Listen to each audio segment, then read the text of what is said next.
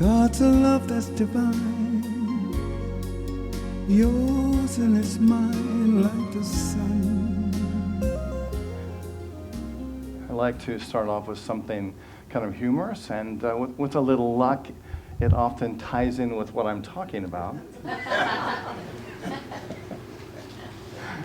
That's when you really trust Spirit, isn't it? So there's a woman and a son, a woman's son and daughter. Let's start this over again. Can we roll this back? Okay, here we go. There's a story that I like to start off with today. A woman's son and daughter both got married within a month of each other. And a friend asked her, "So tell me, what kind of man did your daughter marry?" "Oh," the woman cooed, He lets her sleep in. He wants her to go to the spa all the time. And he takes her out to dinner every night." "Oh, he's so wonderful." "Oh, that's great," said the friend. "And how do you like your son's new wife?" "Oh, I'm not so crazy about that situation." The woman said, "His wife gets up late. She spends all her time at the salon and always wants to go out for dinner."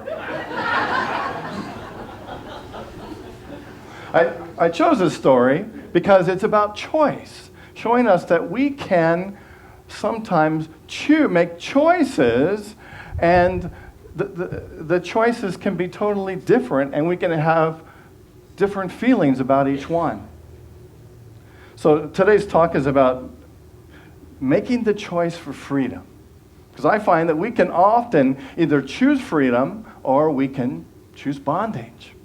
And the idea from this talk comes from Emily Cady's book. Emily Cady is a Unity author, and she writes a chapter on bondage. It's titled Bondage or Limit, or Bondage or Freedom, which I think it is. And she talks about how we can be in bondage to our thoughts and our feelings.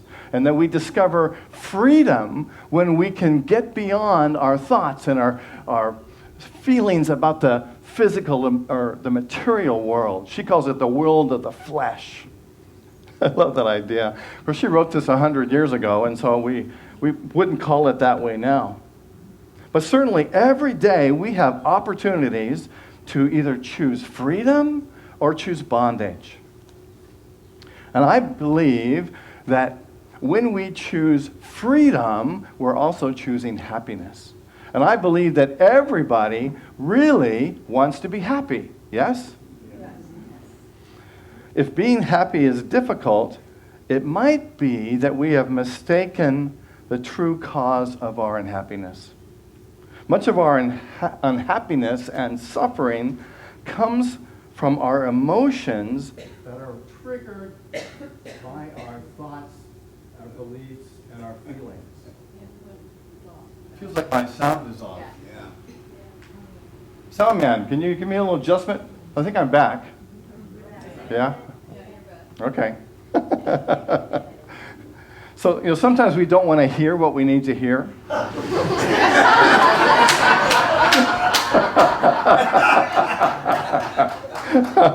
And the universe cooperates with that sometimes, it seems. So let me repeat that again. I'm going to enlarge the idea. But much of our unhappiness and our suffering comes from our emotions that are triggered by our feelings and our beliefs. And once we understand this, then we start to open up the path for freedom. We often think that our unhappiness stems from the activities in our lives. We think our unhappiness stems from the people in our lives. Even though we're making every effort to try and live things right, most of us have discovered, you've discovered that you can't control other people? Don't you just hate that part? If only I could be in control and make people think and do things the way I want. And I've noticed too that I can't always control the events in my life. Yeah? I can do my darndest to try and make things happen in the best possible way, but sometimes things just happen differently. And so the power comes in, how do we choose the way that we experience that? Or the feelings that we have about that, or the thoughts that we have about the events in our lives. That's really where the power is.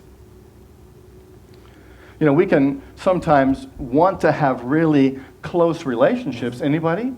Yeah. 3 of you. Well, all right. And sometimes our emotions can get in the way of allowing us to have the freedom to be in those relationships. Because we can pull stuff in from the past, or we can bring in all kinds of assumptions and then choose to be unhappy because we've brought in feelings and thoughts and emotions that we give power to that we don't have to, but we choose to. Our emotions, I've noticed, change from moment to moment. You? You know, it seems like sometimes I'm on this roller coaster of life. The same kind of things are happening all the time, but sometimes I'm experiencing it with great joy, and sometimes I'm not experiencing it with great joy, and it can be the same experience. So, you know, we never know what our feelings are going to do or if our feelings are going to last. Many of us recognize that our emotions can get out of control. Ever happen? And sometimes we can be controlled by our emotions. We can be so focused on how we feel that we become self-protective, defensive, and constantly worried that others are going to take advantage of us. Did you get that? Because we're so focused on how we feel. We've grown up in a society that is so focused on how we feel. We base our experiences and our happiness with them based on how we feel, when our feelings are fluctuating all of the time. And because we want to protect ourselves, we feel like we can be hurt by what somebody says or does to us, that we give other people power over us. Strong emotions like anger, attachment, jealousy, and arrogance can be poisons to our happiness. They can poison our connection with our loved ones, with our friends, with our community, with our coworkers, and the world. You know, we like to often blame what's happening around us on our ability to be happy, and give power away to somebody else to say, "Oh, you know, I'm having a terrible day because somebody didn't like me, or because somebody said something about me that hurt me. And so I'm choosing to have a bad day." Or the other way around. Somebody says something nice about us and we get all puffed up and, "Wow, I'm having a great day now." Yeah? Isn't it funny how things can change, and we can be so changeable and ride this roller coaster of emotions? The truth is that no matter how somebody treats us or how difficult a situation might be, or the fact that our personal needs weren't met, we have the power to transform our experience and not get stuck in those emotions through which we're judging whether we're having a good time or not. I found a formula for unhappiness, and it's really simple. And it was predominant some time ago in our society, and that phrase is, "You are what you feel." Bull. You're not what you feel. Your feelings are just an expression, or they're just an occurrence. They're just like thoughts. And we give so much power to our feelings that we think that we are what we feel. And we're not.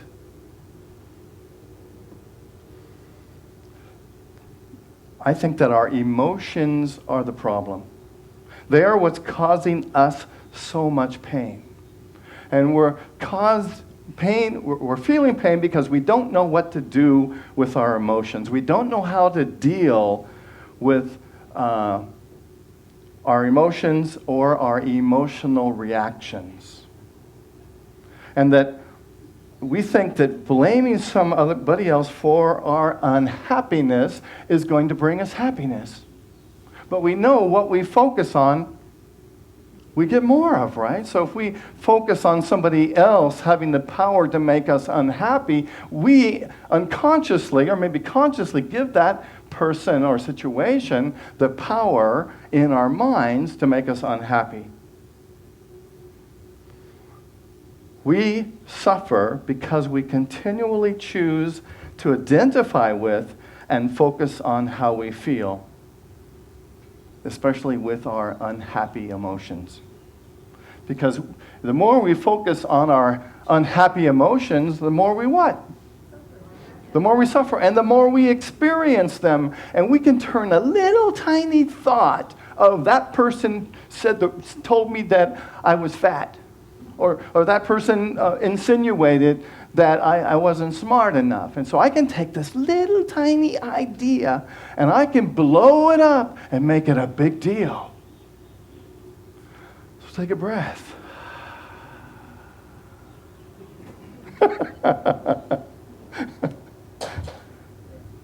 We have the power to determine our experience. And on the other hand, if we are able to identify with our happy feelings and spend more energy and time focusing on the things that make us happy, and when we're in that happy place, we can condition our minds to experience more happiness. And we have the power. We create the neural pathways in our minds that are going to allow us to experience however we condition our mind to experience.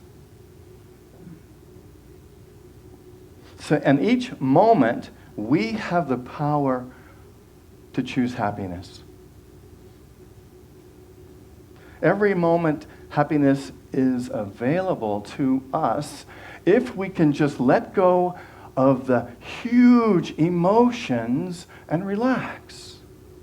Now, I'm not saying that we don't feel, because certainly there is importance in being able to feel and to be aware of our feelings. But what I'm saying is sometimes in the focusing on how we feel, we can enlarge in them and make them huge.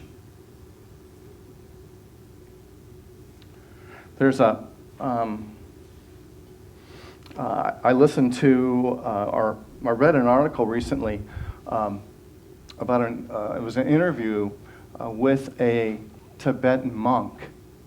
And he was asked this question: is everyone in the world filled with emotional turmoil?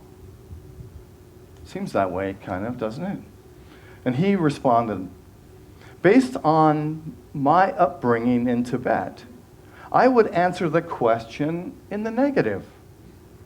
Of course, we Tibetans have emotions like every other human being, but there are aspects of Tibetan culture that help Tibetan people handle their emotions in a way that makes them less dominating and demanding.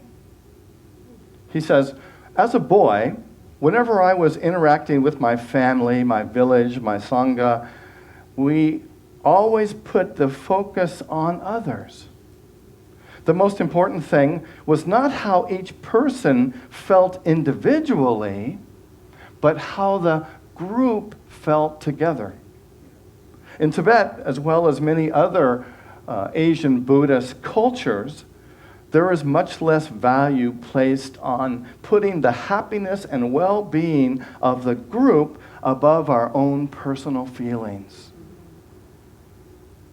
It's a kind of cultural environment, if we focus on ourselves, that spoils the energy of the group.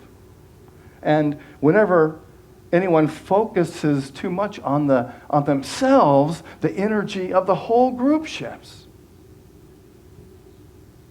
He says, many Americans comment on the joyful disposition of the Tibetan people, especially when they travel to my home country.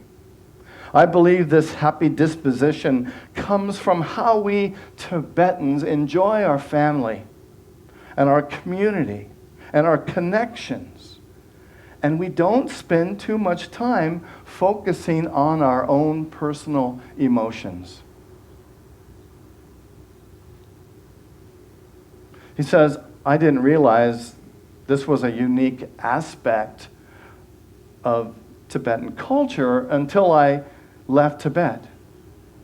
When I came to America more than 10 years ago, I noticed the strong relationship Americans have with their emotions.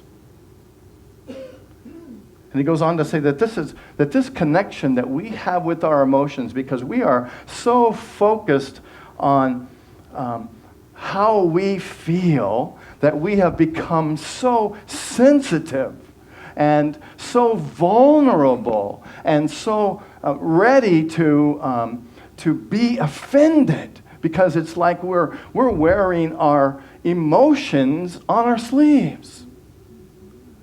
And we wear them so much on our sleeves, he says, that we can't even be aware of other people's feelings. You ever been with somebody, I'm sure you have, and I can remember being in a group, and a woman was sharing about the fact that she had just experienced a tragedy in her life. And somebody else in the group started, without taking a breath, she said, "Oh yeah, me too. I had that very same thing happen to me, and I feel so bad, and I'm hurting. I was hurting so much," and I just thought, wow, isn't that what we do? We change the subject. Rather than being there and being compassionate for somebody, we're like, we got to step in and we got to share our story.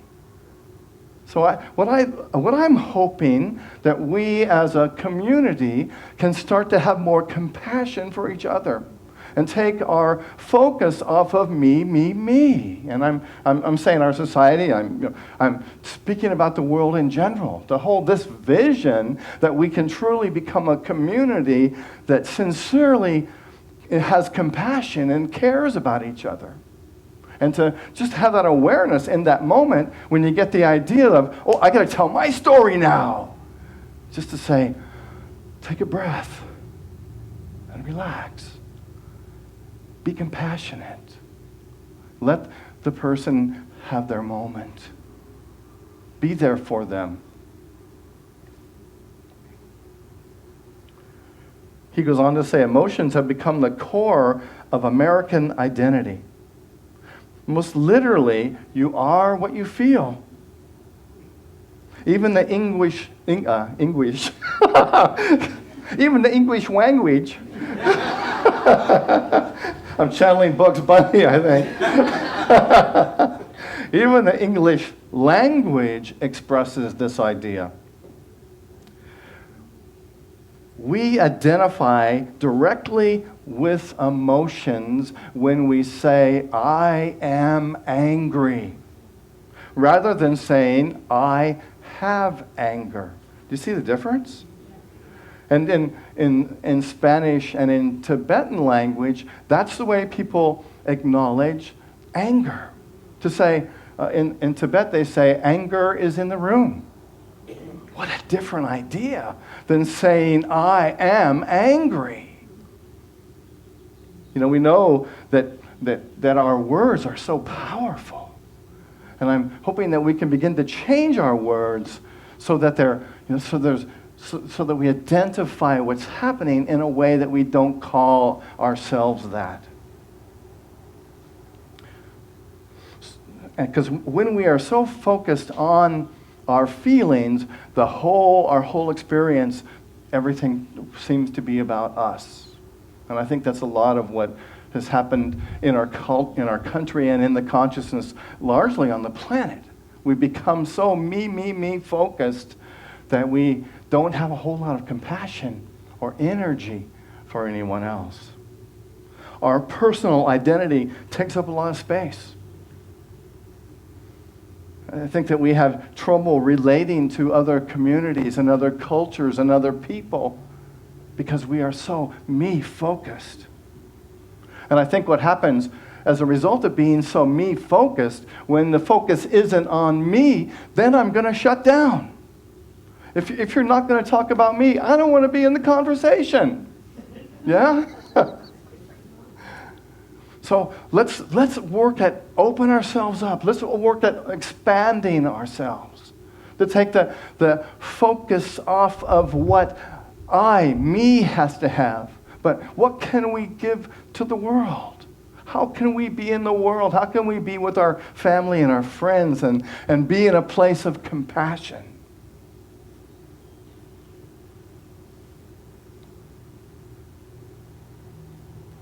It's like, I think everybody wants happiness in their lives, but what we've done is we've started to chase after suffering. True happiness comes from bringing peace to our emotions, accepting people and circumstances around us.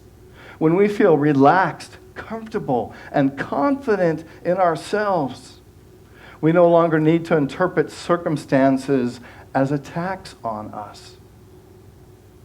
We can simply see the interplay of events, people, circumstances around us, and feel free to the choices that suit us best. This is the step to freedom. Happiness is available to us all the time. Every time we choose to let our strong emotions go and to be at peace, not to be attached to them, and to relax. When we reduce our focus that we place on our emotions, we become more willing to let small situations go. And we begin to feel more relaxed. When we relax, we let go. We're less protective, less emotionally reactive, and much happier. Wouldn't you agree? Yes. In closing today, I want to tell you a story that illuminates the power that we have to make choices. The power that we have to travel the road of happiness rather than the road of bitterness. An aging Hindu spiritual master had a student who was constantly complaining about life. To this student, something always seemed to be wrong. One morning, the master sent the student for some salt.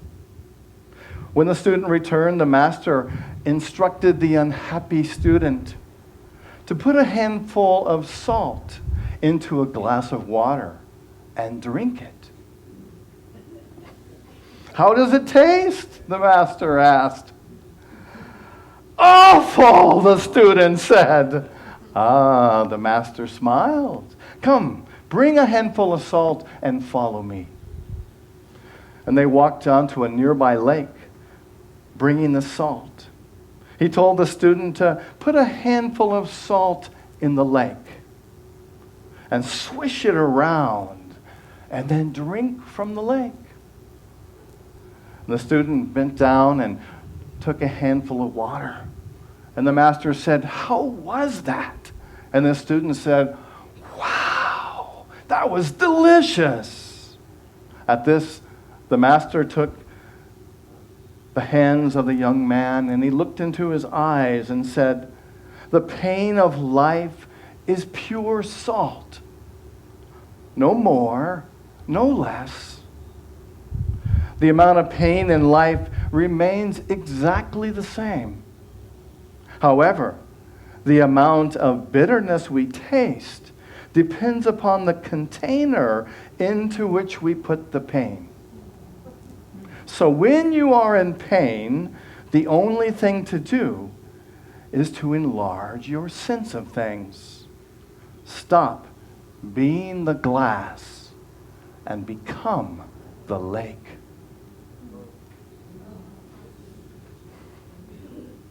I invite you to close your eyes. Breathing in and breathing out.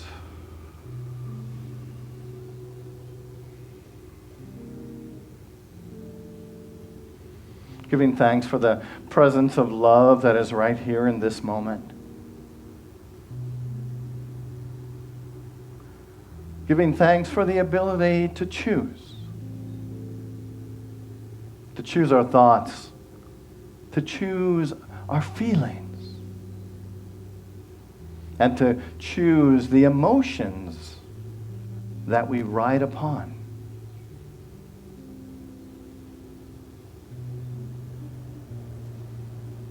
Breathing in and breathing out.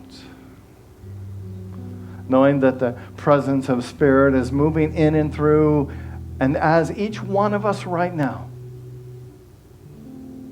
moving through your mind, touching every cell, every space, every thought, every feeling, every truth, every emotion.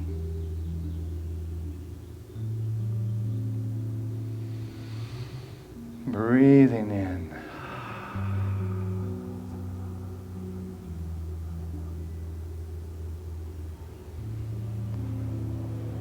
Let's take a deep breath together. Breathing in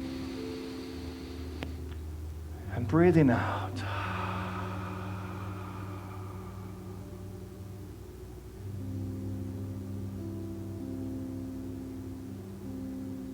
And the theme for today is freedom.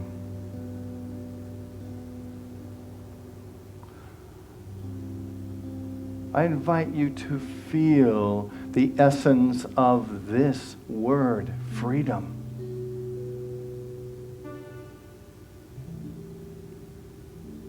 To be free.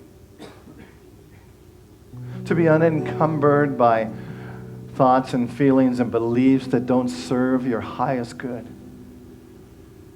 To be free of emotional reactions.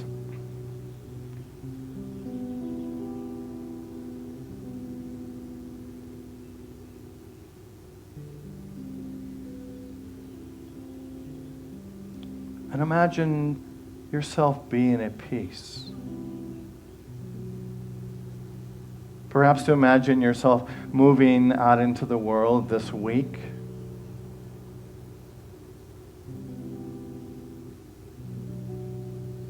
Living in a peace of mind consciousness. Accepting your life, the people around you, the circumstances, and breathing. Being present.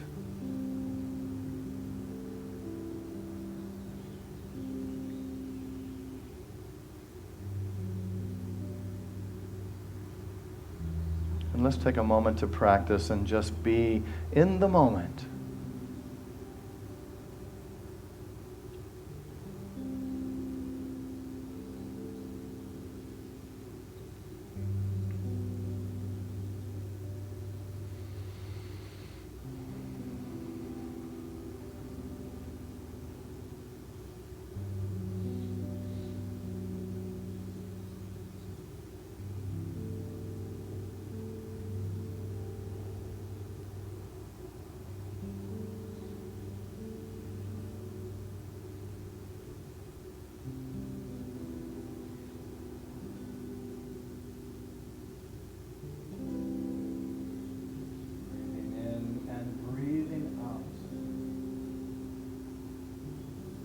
Gently allowing your awareness to return to this moment.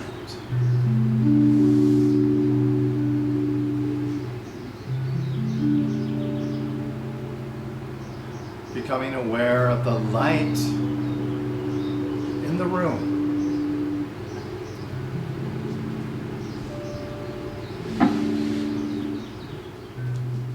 Becoming aware of peace, of joy.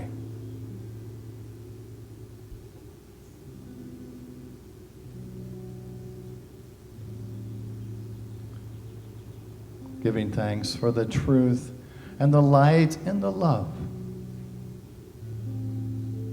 that is setting you free right now. Where I live,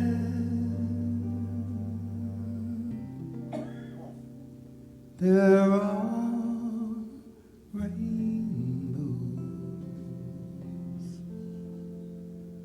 with light and the laughter of morning,